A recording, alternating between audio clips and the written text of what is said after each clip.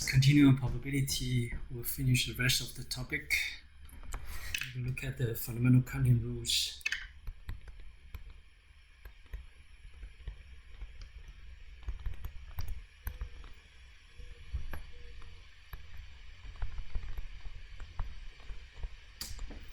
Look at the combination and permutation.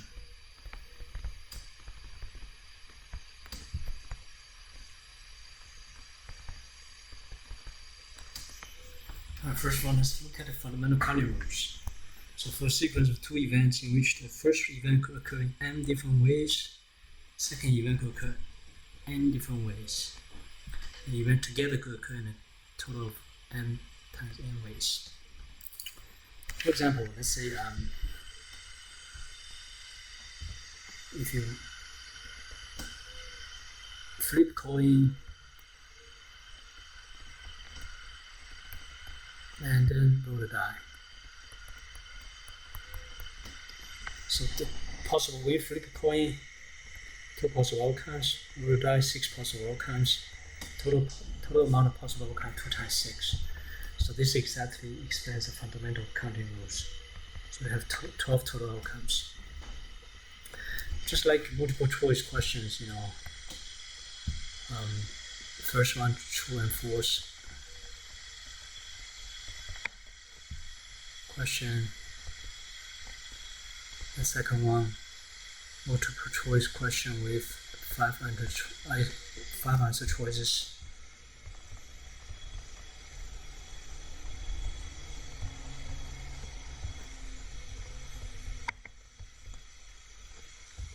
Five choices.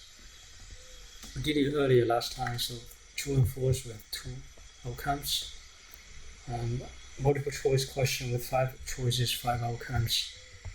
2 times 5 has total 10 possible outcomes available here. And you can create a tree diagram to come up with all the possible outcomes. And the second concept is called factorial. It denotes the product of decreasing positive whole numbers, starting with the initial number. So in this case, 4 factorial is 4 times 3 times 2 times 1. Very important thing is factorial always start with the first number and multiply out the decreasing positive number until you reach the 1. That's very important. And a special definition, 0 factorial is 1. 1 factorial, that's also 1. If you look at 7 factorial, that'd be 7 times 6 times 5 times 4 times 3 times 1 times 2 times 1. So if you get all of this, let's see what that is.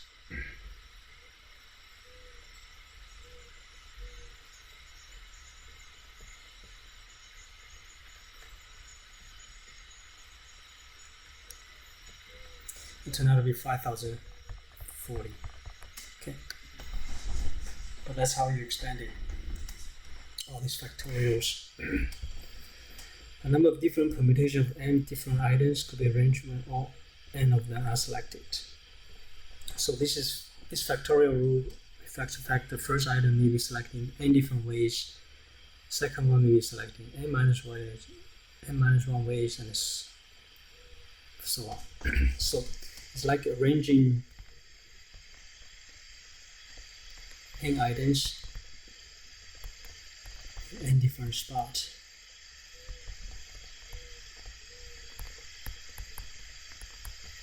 So you can draw a box right here.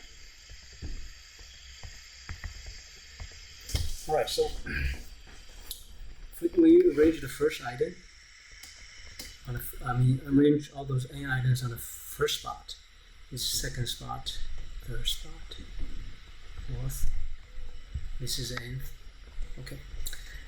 When you arrange all those n items in the first spot, you get n options available, and then you see we pick the item is gone. So move on to second spot, you only have n minus 1 items left, right?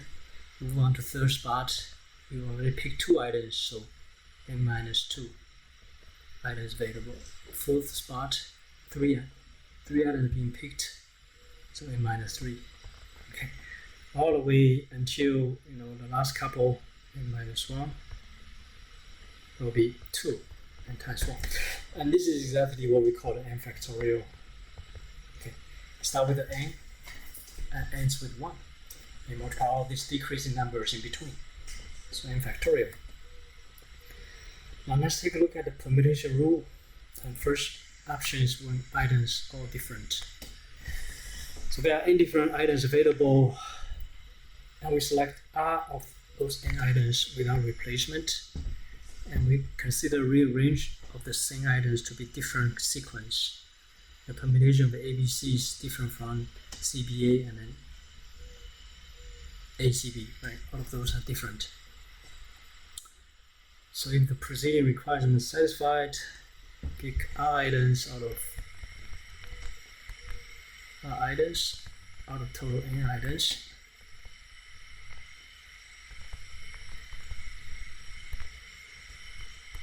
And then alternate methods. Because you rearrange all those items, R items being picked, then we're using the permutation. So we use NPR, so it's n factorial over n minus R factorial. Okay. And directly relates to the factorial. So the top would be n times n minus 1 times n minus 2 all the way to, well, bottom you start with n minus R minus 1 all the way to 1. Okay. That's how you expand those two different factorials. And there's another permutation rules when some items are identical to others. So we have n items available and some items are identical to others. We select all of the n items without replacement. We consider rearrange those distinctive items to be different sequence. And here we assuming n1 alike, n2 alike, nk alike. The number of permutations for all of these items selected will be n factorial over n1 factorial times n2 factorial times nk factorial. This is amount of the n1 represent the n1 amount of items they are identicals, n2 amount of items they are identicals, nk amount of items they are identical. And combination, very similar to permutation, pick R items from n different items. And order does not matter, meaning we do not rearrange those R items when we pick them. Order does not matter.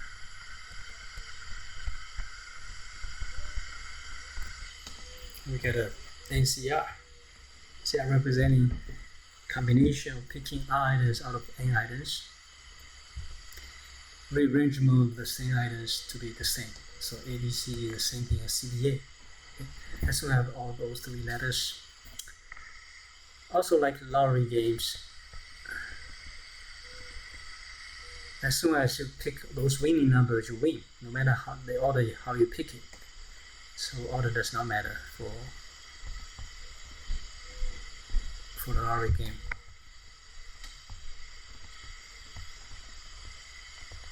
The way how you pick those winning numbers does not matter.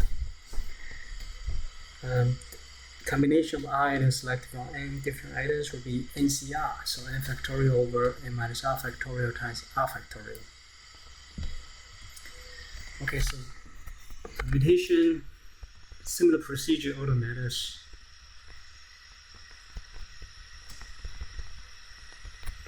And combination, order does not matter. That's a major difference between the permutation and combination.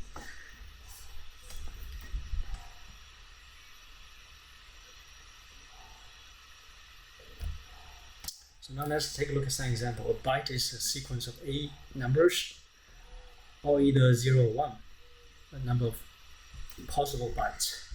So basically we have 8 different digits here. So by 1, 2, 3, 4, 5, 6, 7, 8.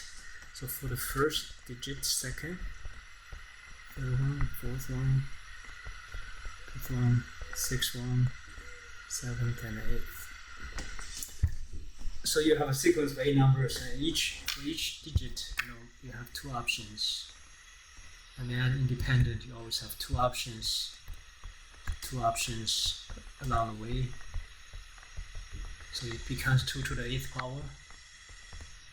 And 2 to the 8th is, see what that is, 2 to the 8th becomes 256. Okay. So the number of possible bytes will be 256 bytes. Okay.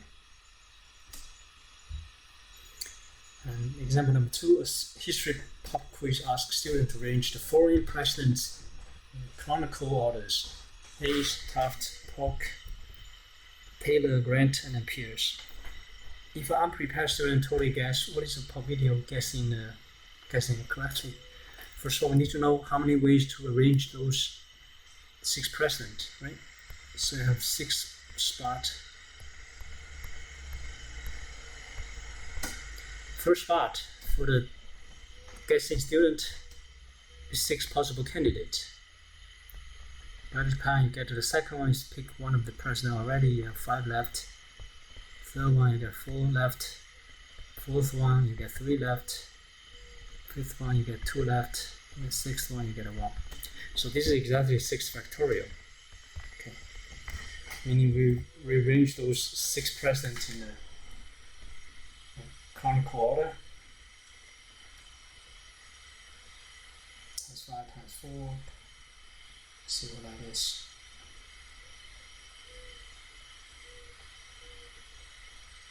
It's turned out to be 720. Meaning you have 720 ways to arrange those 6 presidents in a chronicle order. But only one of them is correct. So probably we're guessing correctly. One correct combination over 720, total combination available out there. So it's 1 over 720. Example 3, in the Pennsylvania Match 6 lottery game, winning a jackpot requires to select 6 different numbers from 1 to 49.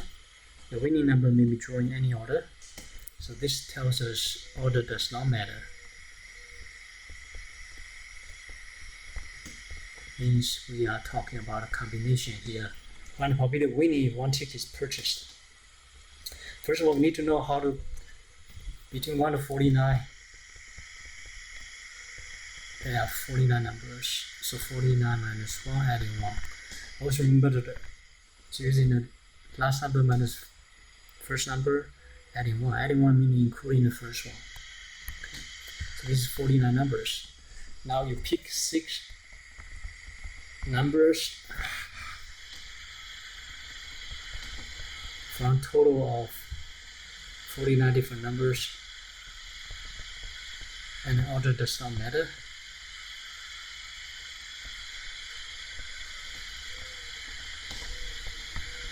Order does not matter, so this is a typical combination. So we're going to get a 49C6. Okay. And here you can do 49 factorial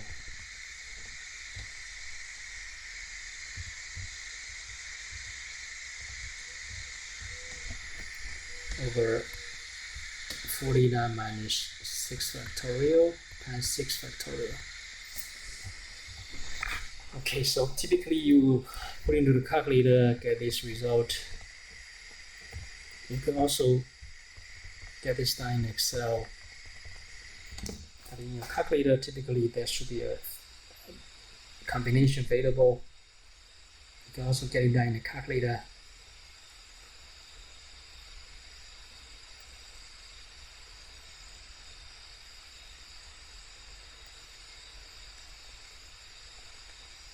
This is another bit.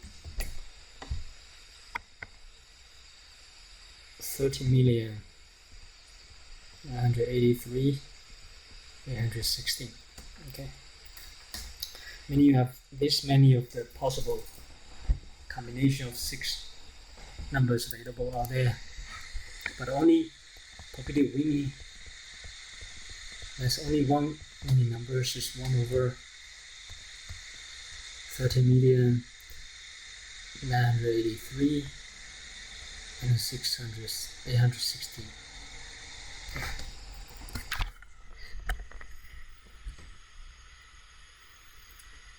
Okay, this is probability winning is very low probability. That's why it's not very easy to win any lottery. Okay, the last example. The board of trustees of a college have 9 members. Each year, a 3-person ethics committee is chosen. At the same time, the board elects 9 officers, president, vice president, and the secretary. Party, how many slots of the candidates for officers are possible? So pick 3 members, officers for 9 members. And here each one of them has a title, so that means all the matters. So that means this is a permutation.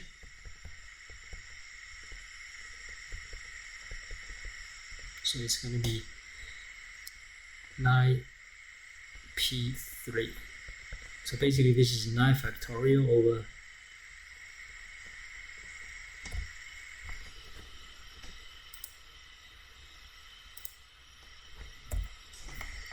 3.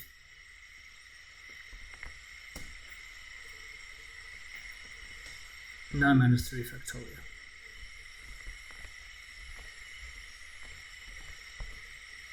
So this is 9 factorial over 6 factorial. And we can easily do this by expanding this. 9 factorial is 9 times 8 times 7 times 6 multiplied by 5, 3, 2, and 1. 6 factorial is 6 times 5 times 4 times 3 times 2 times 1. As you can see, all this number get cancelled.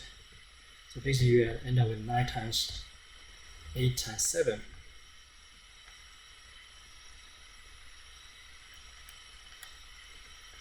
Turn out to be 504.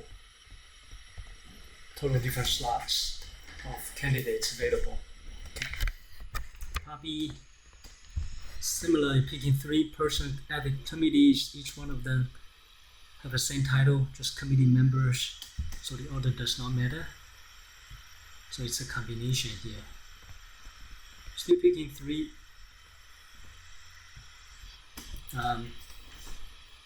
members, ethics committee members out of 9 total members, and the order does not matter here. So it's a combination, so it becomes 9c3. So this is turned out to be 9 factorial.